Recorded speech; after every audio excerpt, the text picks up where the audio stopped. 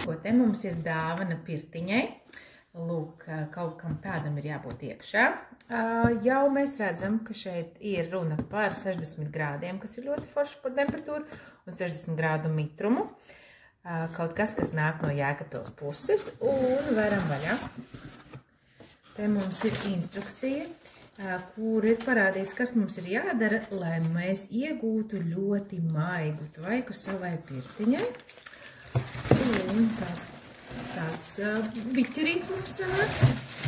Tā. Čik.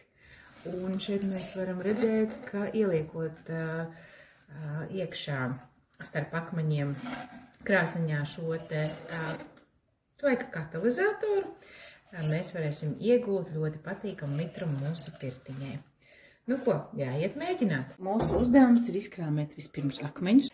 Tātad liekam katalizatoru iekšā, pēc tam saliksim akmeņus apkārt un ielejot šeit ūdeni, viņš nonāks uz leju, tur, kur ir krāsnī karstāks, kas ļaus tvaikam izdalīties vieglāk, un pēc teorijas, vismaz pēc teorijas, tvaikam ir jābūt mīkstākam un patīkamākam. To mēs pārbaudīsim. Liekam akmeņus atpakaļ. Nu ko, liekam pēdējo akmeni, kurināsim krāsni un iesim skatīties, kas tad mums būs izdevies. Lūk, mūsu pirts kausiņš. Viņā ir ap 200 ml ūdens, kurus mēs parasti lietu uz virsējiem akmeņiem, kuri, starp citu, ir viss augstākie. Mums gribētos, lai tomēr tas ūdens nonāk zemāk. Un pamēģināsim ielejot šo te kausiņu mūsu katalizatorā, kāds būs efekts. Aiziet!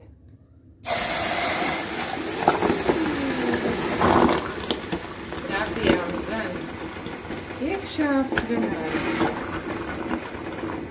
Kā forša skaņa.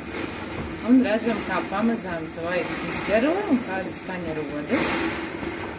Bet nu mēs šoreiz viņu nepielējām pilnu.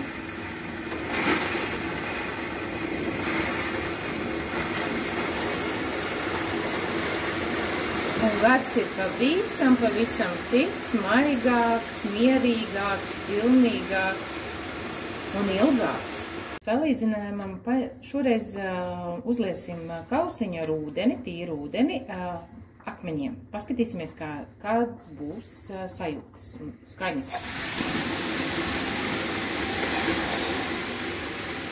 Var just, ka tas tvaiks ir smagāks, elpot ir grūtāk, viņš vienā brīdī cērtās un augšēji akmeņi nav pietiekami izsilši, līdz ar to arī elpot ir grūtāk un kā redzams, tas efekts un skaņa bija diezgan īsi. Laiks uzpildīt mūsu katalizatoru, uzmanīgi.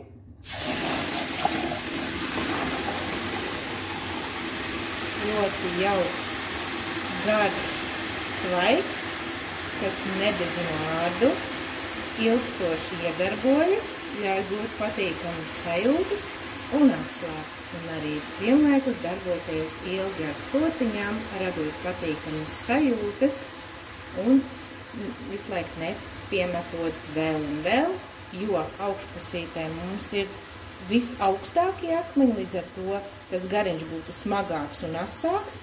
Ielejot šeit, mēs trāpam pašā akmens viducī, pašā karstumā un iegūstam maigu, patīkamu, baudāmu tvaiku ilgi.